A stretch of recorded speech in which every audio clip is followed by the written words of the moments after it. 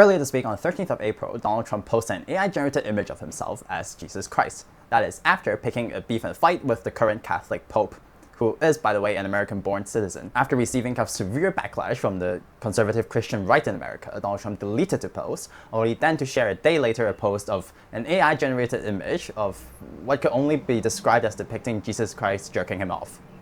Does that sound like something a normal, rational person would do in a kind of fit state of mind? As a politics and economics student myself, my friends have always asked me why is Donald Trump doing this? What do you make of what Donald Trump is doing? Or what is he going to do next? So I really always wanted to make a video, especially on the international relations side of things, how one can apply IR theory into trying to understand what Donald Trump is doing, or even just how one can apply IR theory into New World Order in general. And that stems really back to when the Russian-Ukraine war broke out. And I remember as a little kid, sitting in front of the screen watching as Donald Trump won the 2016 election despite losing the popular vote. And there's always been a question of how he's going to behave on the international stage and what is going to happen to the international world order. Now, even though there is the rule called TACO, which is Trump always chickens out, he has actually followed through a lot of things and seen many things through that has done real damage in the world. Spoiler alert, there isn't really a good justification for what Trump is doing. I think the value of international relations theory in this context is much more to look back at history, look back at what he has done, and try to understand how we can prevent this in the future, understand where the theory falls short, instead of trying to predict what he's going to do next. Because, well, I think most people would know, trying to understand and predict what a person who is probably insane and combating dementia is very difficult and probably not a particularly productive endeavor. But first, to understand what he's going to do, why he's doing it, let's first have a breakdown of what he has done so far.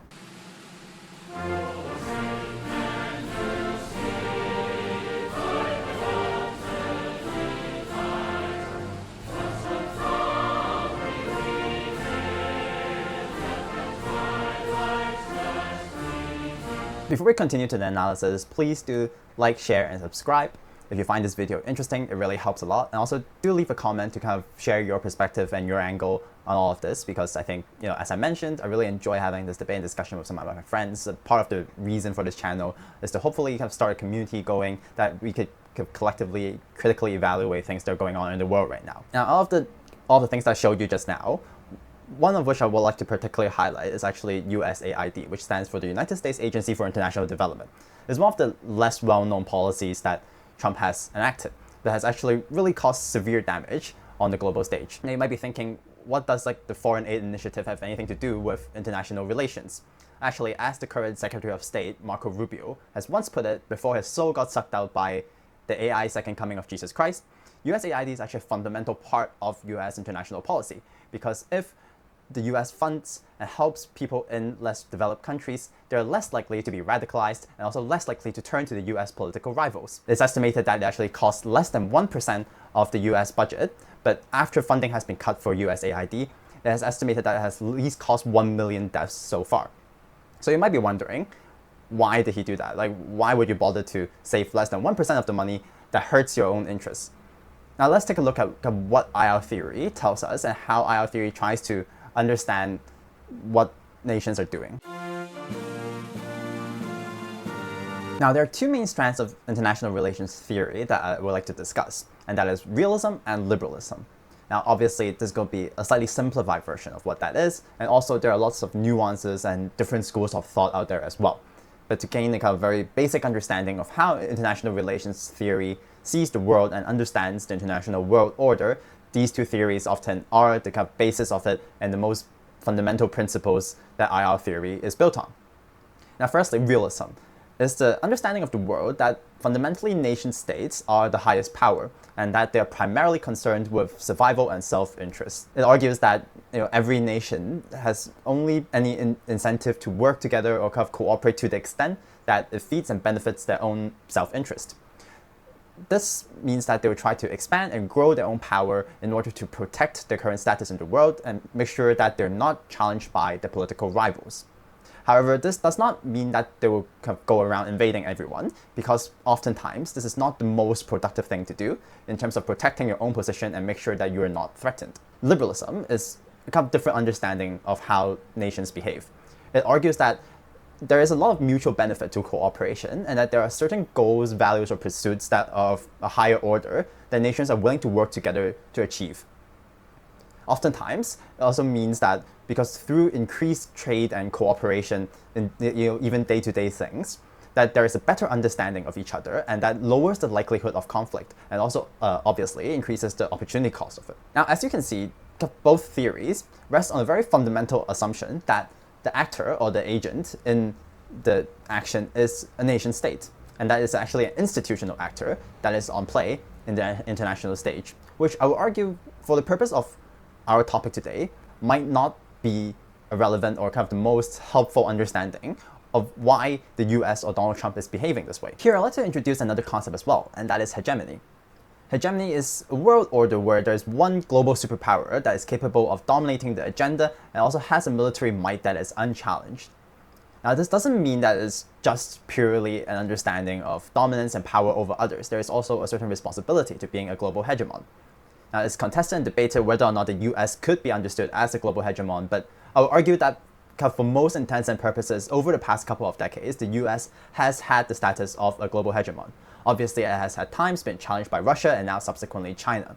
But if it was truly a bipolar world where China can counteract the power and influence of the US, China probably wouldn't be describing itself as a developing nation on the international stage that still needs economic support. Now, the hegemon has interests and responsibilities into helping other nations as well, because it is interested in maintaining the current world order that has led to its rise and dominance and superpower. If not, then other nation states, primarily governed and concerned with their own survival, will form alliances and enact measures to kind of counteract this power dynamic. Now, interestingly, I don't think Donald Trump sees himself and the US as in the position of a global hegemon, or at least he does not see it through the lens of being a hegemon. Because, as mentioned, you will have to do certain things and make certain kind of concessions in order to maintain the world order that has led to your rise and dominance. But in many ways, the behavior of Trump and the US on the international stage has been one of not being concerned with how to protect the current interests and status quo. Now, we're all about constructive criticism here on this channel, so let's try to think about why existing IR theory might fall short in predicting or understanding how the US composes itself in the modern world order. Now, first thing, as I previously mentioned, is that much of IR theory works on the basis that the agent or the actor is a rational nation state. However, that means that there needs to be mechanisms in which kind of the entire nation's interests are properly reflected into the way the nation behaves in the international world order, which I would argue, in part for the American circumstance, doesn't really hold true. I've kind of used the idea of Trump and the US rather loosely and interchangeably throughout this video because there really is a lot of truth to that. The current political agenda in the world or in the United States is dominated by the president. And how has that become the case? Because theoretically, the US should be a democratic nation with a proper kind of checks and balances on power. Now, much of this firstly falls to the fact that the legislative branch, i.e. Congress, has really failed to do so.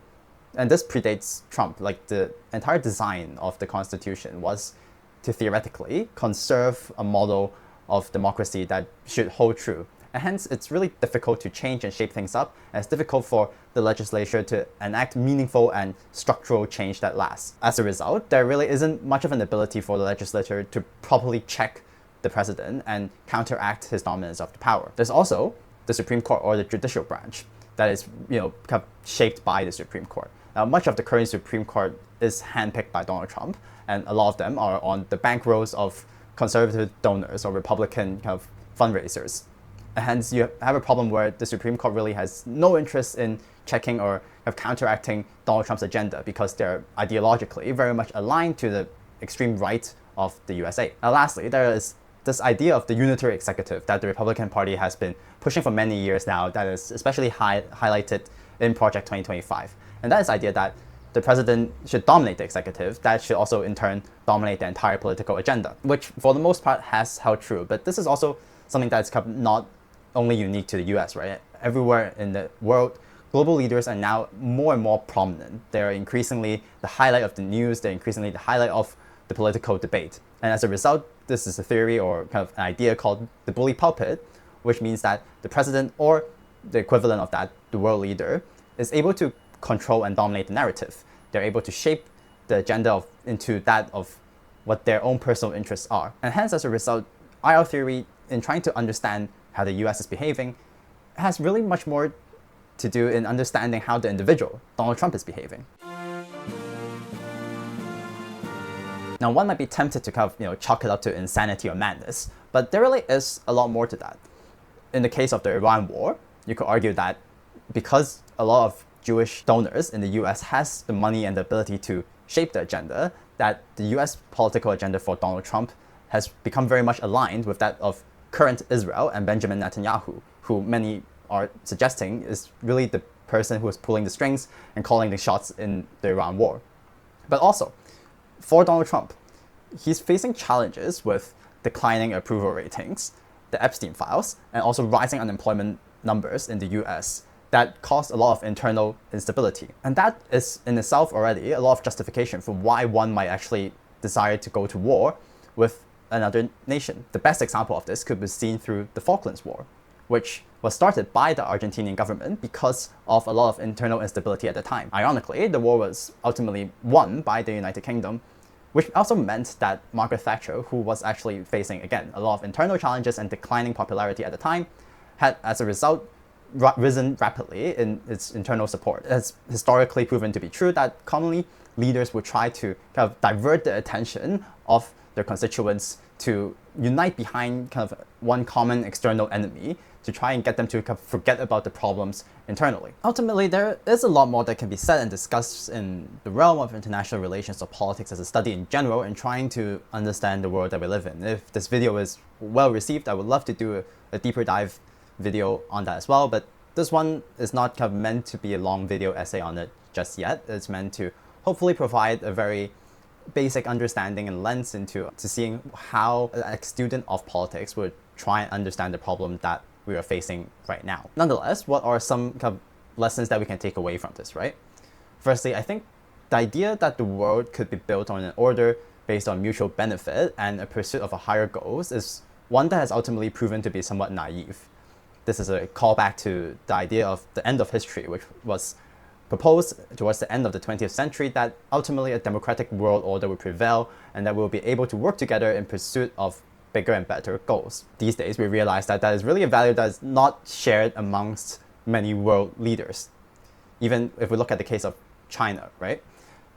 We kind of approach this towards the end of the 20th century with the belief that they are allowed to kind of grow and develop their own economic power on the basis and the context that, the entire world benefits of it from an economic perspective.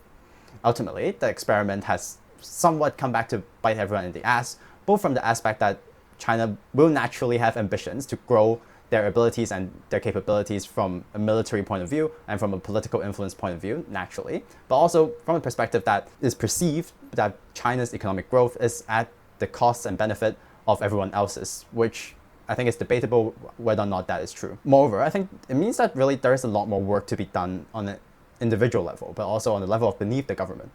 As we've kind of established earlier on, there actually is a lot of influence that the individual has over the narrative and the agenda.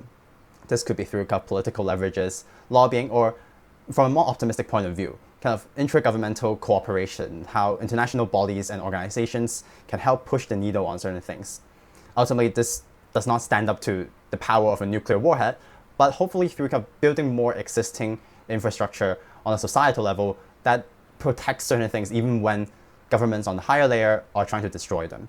Then there is also the idea of how rules and conventions have governed international relations, from the past to this up to this point. Now we can really see that when dealing with an individual that really has no particular regard for tradition, that the understanding of respecting what the conventions have been is really a futile hope for how the world can progress from here on, which means that a lot of ideas on cooperation and coordination really need to be codified and worked on in very material ways. Lastly, that's the idea of the nation state as a core concept. Obviously, we've all grown up in a world where we believe that a country and a nation state is, a fundamental existence, much of it being built on the idea of nuclear deterrence, but also the idea that, one ultimately comes back to the country as the core unit in international world order. But if the global superpowers have really little to no regard for that as a governing principle, whether or not that is US and Israel invading Iran or Russia invading Ukraine. It would be somewhat ironic if kind of the weaker powers and countries hold on to that as a higher value that ultimately no one will respect. The idea of a nation state is, in the grand scale of history, a short bleep and really a modern invention. And hence, there is work that needs to be done to figure out how we're going on and moving on from there. In my opinion, that means that more power needs to be given and enabled to international organizations, such as the UN or the EU, to enact real change that holds back other nation states as well. Realistically speaking, do I believe that these changes will be made, or whether or not we can realistically achieve this within our lifetimes? Probably not. But I think this serves as a helpful reminder of how much the whims of a single individual has the power to influence the international agenda. In that sense, that could mean that the study of politics ultimately needs to instill more human factors and empathy into it, or it could mean that trying to understand this in academic structure and theory is ultimately a futile pursuit. If you've made it this far, firstly, thank you so much for watching the video. It also probably means that you're at least okay with the content you're seeing here. So please leave a like and subscribe to the channel. It really means a lot. And for the meantime, please check out this video for more of the similar good stuff.